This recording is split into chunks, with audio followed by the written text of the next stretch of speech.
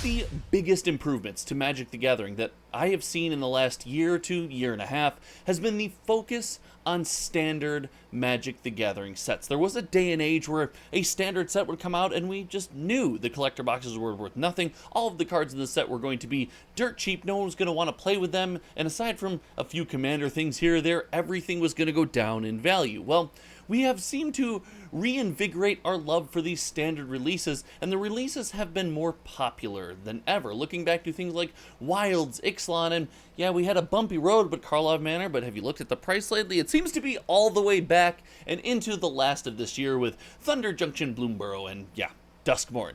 These sets have been bangers. The cards are fun and the community is taking to them. And for that reason, I am more excited than ever for Aetherdrift, the first standard release in 2025. Now, this comes under the, we'll call it cloud. Some people like it, some people don't. It's frankly not for me, but the idea that a lot of these sets are now going to be Universes Beyond sets. This is a massive change. Standard releases have always been just for Magic and not for UB, but that's a conversation for a later date on the channel. What I want to do today is keep my hype for Aetherdrift and take a first look at all of the products that Wizards of the Coast have released. We're going to take a look at the article. I'm going to dig into each product, tell you initially what I think I'm going to look at spending my money on. My what I'm actually buying video is going to come much closer to the release. It's way too early for that. And I'm going to talk about some hidden gems that I think could do this set some serious justice in ways that regular fans like you and I will really enjoy.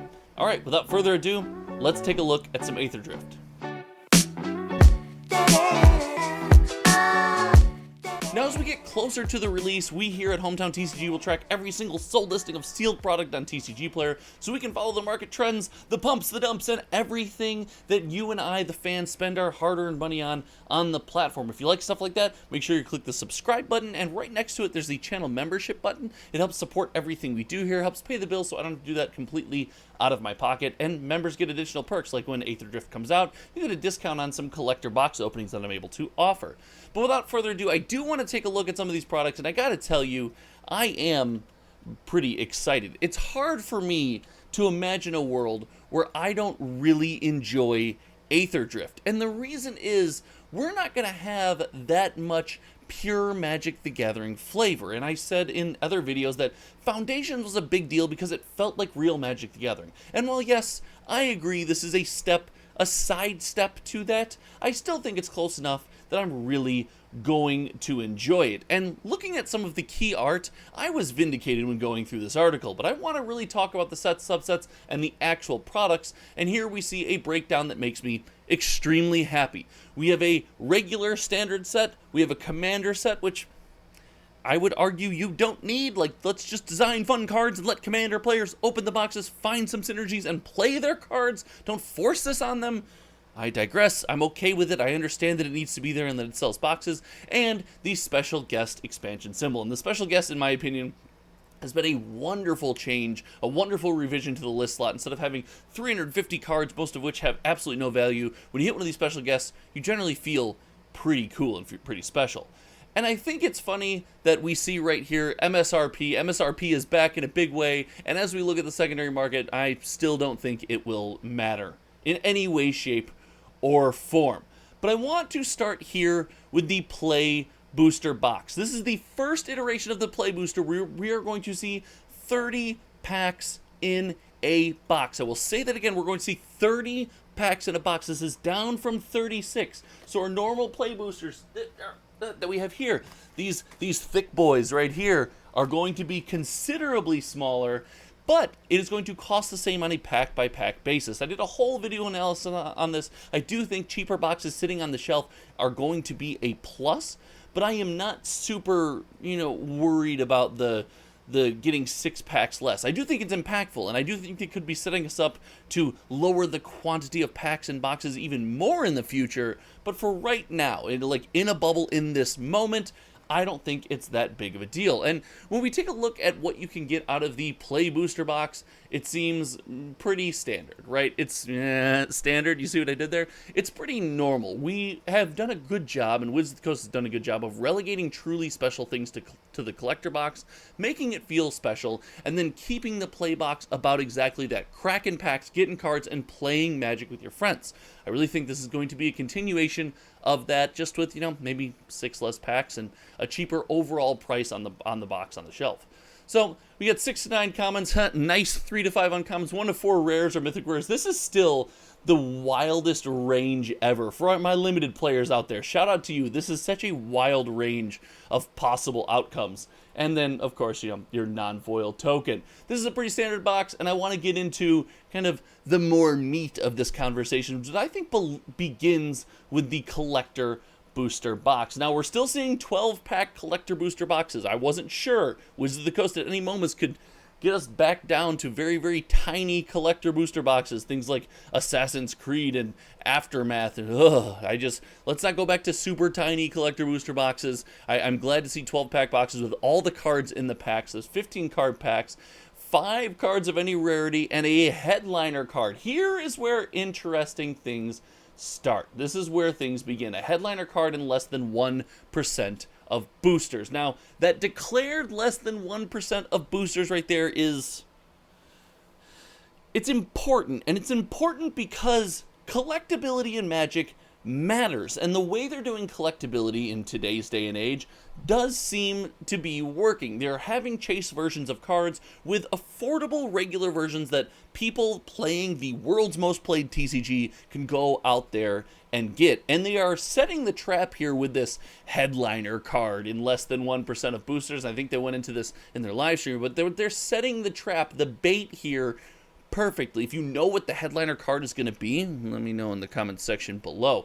But this, to me, is a good thing. Having Chase and Magic the Gathering products has almost always been a win. I mean, heck, let's take a look just really quick at the shelf behind me, and most of the successful products that we will see kind of outlined here, I don't know the best way, we'll stand in front of Chandra. The most of the successful products that you see on the shelf, the things that are coveted, the things that were opened, have some sort of intense chase in them, and that intense chase does not stop people in any way from playing the game. It does not hurt people in Magic the Gathering in any way. So if you're in the comment section right now telling me why the chase is evil, I do not understand you, and I am glad you're here, and I'm glad you're watching, and I hope you're having a great day, but I don't get it. I truly don't. So I am excited for the collector booster box. Now, another subtone here, the collector booster box has been, I don't know, more appropriately managed when it comes to print run numbers recently. Let's say it like that. What do you guys think? What do you guys think? More appropriately managed? Is that a cool way to say they print less of them and don't have to dump them to us on Amazon? This change in the collector booster box, I think, is going to bode well here. And again, the idea that we have a headliner card, again, just an absolute win. By the way, box toppers are back. First place foil box toppers are back. This is going to be a big deal. We'll talk about first place cards more later in the video, but I love boxes with box toppers. Absolute win. Commander decks. Here we go. Commander decks. Each commander deck contains one ready-to-play 100-card commander deck with one traditional 10 double-sided tokens, a collector booster sample pack. This is huge. This is huge. Yes, more of this.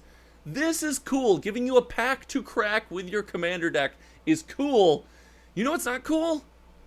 It looks like we only have 2 commander decks. I'm going on record right now. I'm saying this right now. I'm going on record, okay? Do you see my record? Sets with 4 commander decks are awesome because you can just go to your store, and that's like a release event. Not only do you get to play in the release, play in the pre-release, but then you and your friends buy the commander decks and you play a sealed commander deck game with the commander deck. Like, that's a win. Having 2 commander decks here, I understand that some people are like, I don't need this many commander decks. Like, if you're going to do it, if you're going to do commander decks every set, print 4. That's my opinion. Just do it. 2 commander decks. Every single set is weird. I don't like this. And if there is 4, that rant was for nothing. I love the addition of the collector booster sample pack here. Again, commander is an entry point in the game, and I think it's important to take that entry point and not only just have you play Magic, but introduce you into cracking packs. That's why, in my opinion, Doctor Who and the collector booster boxes did so well. She had a bunch of people playing the commander decks, and then like their next step is like, ooh, gotta crack a pack and get something collectible. here we have your standard bundle. The bundles have improved, and I don't have the Bloomborough internal box that came. I bought a bundles to support an old store I used to go to all the time, and I gotta tell you, those little internal boxes, they do a really good job with those. I love those things for storage. It kind of incentivizes me to buy the bundle more often than not, just to have those little boxes. Spin down, obviously, it's cool. 40 basic lands, a bunch of stuff that you need to play. We talked foundations filling a gap here for like an entry point of products for people, and I think bundles are another thing, you know, they constantly need to look to improve on. They need to break into that ETB market that Pokemon has a little bit, and improving these bundles is a good way. You know, steps in the right direction, not quite there yet, but here we go! The finish line bundle. In the Hometown TCG Discord, someone, I forget, I don't know if it was Rockman, if it was The Rock. If it was The Rock, if it wasn't, let me know in the comment section below. But if it was The Rock, channel member, avid Discord member, I'll put the link to the Discord down below so anyone else can join the conversation, said, how cool would it be if Duskborn gave us the Nightmare bundle and then Aetherdrift gave us the Nitro bundle? And I was like, oh my gosh, that would be the coolest thing of all time. And this was before we knew anything about the products. And lo and behold, we don't have the Nitro bundle. We have the Finish Line bundle. Wizards, wonderfully missed opportunity to call it the Nitro bundle. I think that would have been a way cooler idea. Let me know, Nitro bundle or Finish Line bundle. But this bundle, having a special bundle in this set, is a win. You get some play boosters, you get some collector boosters, you get some basic lands with some foils, and then you get 3 Finish Line bundle promo cards. Is this going to be random? Are we seeing some, and you know I'm going to pull it off the shelf. You know I have to get my favorite product of 2023. The complete bundle. Are we going to see some chase like this? Are we going to see some really cool things? These first place foil basic lands. Are these going to be a treatment like this? Are we going to see some promos here? Maybe we're more complete bundle than we are Nightmare bundle. I digress. That is a massive win. One first place foil box topper. Having a box topper in your bundle is the way to, like, just yes. And just to make sure, I don't think there was a box topper in here. Yeah, I didn't think so. But this is just to win oversized spin down die. And yes, you get the card storage box. I love this. I love this. I love this so much. I love these bundles because not only do they keep us interested, they add additional collectability, something else to chase, and in no way, again, they don't affect gameplay. You get to play Magic, you get to play the most played TCG on the planet and still have collectibles. So you're not like scouring for $90 cards to buy 3 of them and put them in your deck. Anyway, I really like this change. I think this is a cool move. And then finally, the pre-release kit. The only thing I don't like the pre-release promo card in the pack. Maybe I'm old school. Maybe I'm a boomer. Maybe I'm just screaming at my clouts. But I like that thing when it's out. I don't like opening the pack to find my pre-release promo card. And I'm advocating for pack opening. I like pack opening. But here, I just want to see my promo card, man. Maybe I want to keep it sealed. Maybe I want to add it to my binder. I have a bunch of pre-release stamped cards when they came in the clear packs, still in my binder in their clear packs because I think they were cool that way. In my opinion, I don't like the promo pack. Call me a boomer, call me what it is. I don't like it. The different colored dice is cool. It gives you something like at your pre-release you get to trade for dice. Hey, I want the red one, you get the purple one, let's do a swap or whatever it is.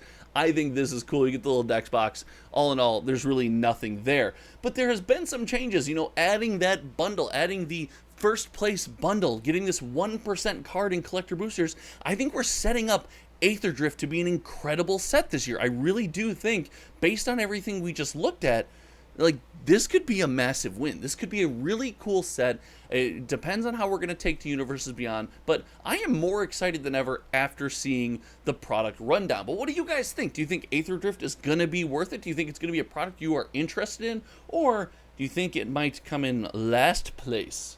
All right, I'm done with those puns. YouTube's going to suggest you a video. I'm a pro at this now. It's over on this side, and we should always do what YouTube says because it helps out a small channel like mine more than you could possibly imagine. Thank you so much for hanging out today. Until next time, you guys know me. My name is Josh, and we'll see ya on the racetrack. All right, that was lame. I'm sorry. Bye.